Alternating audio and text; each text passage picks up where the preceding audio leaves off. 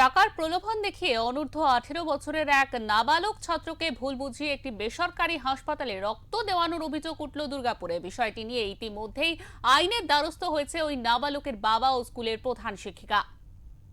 দুর্গাপুর থেকে উঠে এলো এবার এক ভয়ঙ্কর খবর। দুর্গাপুরের ঈশ্বরচন্দ্র বিদ্যাসাগর পাবলিক হাই স্কুলের এক নাবালক ছাত্রকে ভুল বুঝিয়ে একটি বেসরকারি হাসপাতালে রক্ত দেওয়ানো হয়েছে বলে অভিযোগ উঠছে। রক্ত দেওয়ার বিনিময়ে ওই ছাত্রকে কিছু টাকা দেওয়া হয় এবং যে ব্যক্তি তাকে হাসপাতালে নিয়ে গিয়েছিল তাকেও অর্থ দেওয়া হয় বলে অভিযোগ উঠল। নাবালকের বাবা জানান, দেবপ্রিয় নামে এক ব্যক্তি তার ছেলেকে প্রলোভন দেখিয়ে দুর্গাপুরের একটি বেসরকারি হাসপাতালে নিয়ে গিয়ে রক্ত দেওয়ায়। পরে বিষয়টি জানতে পেরে তিনি থানায় লিখিত অভিযোগ দায়ের করেন।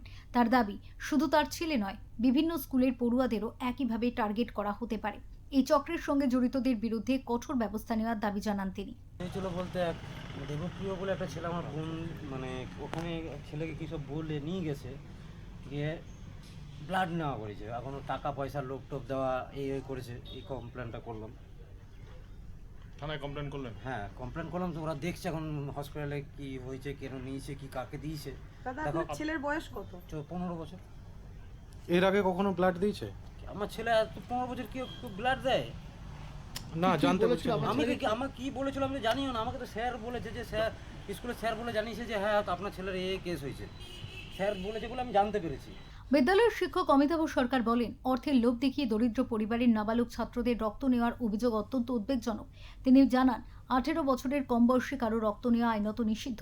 ঘটনার নিরপেক্ষ তদন্ত করে দোষীদের কঠোর শাস্তির ব্যবস্থার দাবিও রেখেছেন তিনি।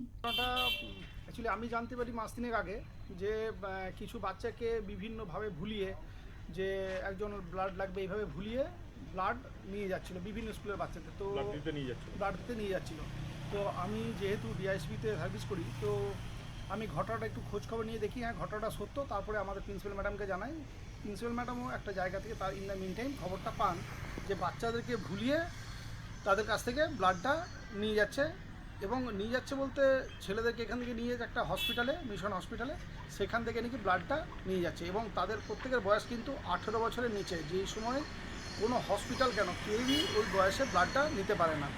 তো সেইটা যাদের কাছ থেকে নিয়েছে তাদের মা বাবাকে জানানো হয় এবং তাদের মা বাবা স্বতঃপ্রণীতভাবে একটা কমপ্লেন আজকে আমাদের অরবিন্দ থানাতে জমা দেয়, দুর্গাপুর থানা।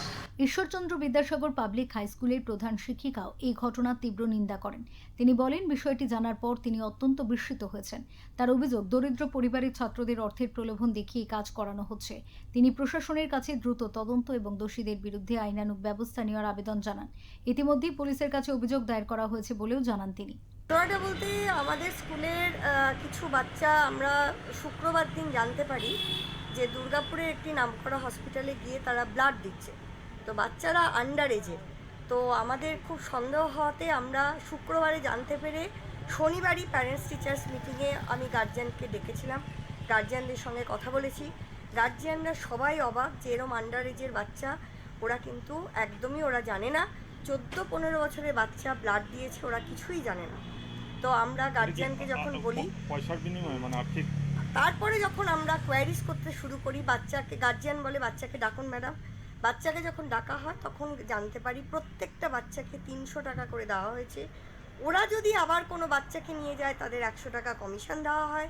এবং যে ছেলেটি গেটের বাইরে দাঁড়িয়ে এই মানে গ্রুপটা ফর্ম করছে, সে নাকি তার থেকেও বেশি টাকা পায়, 1000-2000 টাকা করে পায়। তো তার নামটাই আমার সামনে উঠে এসছে, দেবপ্রিয় চক্রবর্তী বলে। সে কিন্তু একটি দুর্গাপুরের আরেকটি সরকারি স্কুলের 12 স্টুডেন্ট।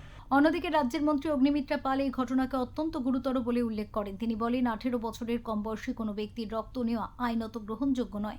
অভিযোগের সত্যতা প্রমাণিত হলে এই ঘটনার সঙ্গে জড়িত প্রত্যেকের বিরুদ্ধে কঠোর আইনানুগ ব্যবস্থা নেওয়া হবে, যাতে ভবিষ্যতে এই ধরনের ঘটনা আর না ঘটে।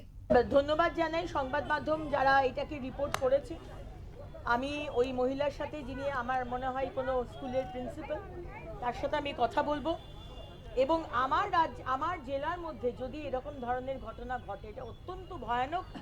13 বছর, 14 বছর, 15 বছরের ছেলে মেয়েদের কাছ থেকে রক্ত নিয়ে তাদেরকে 300 টাকা দেওয়া হচ্ছে, আর যে নিয়ে আসছে তাকে 1000 টাকা দেওয়া হচ্ছে।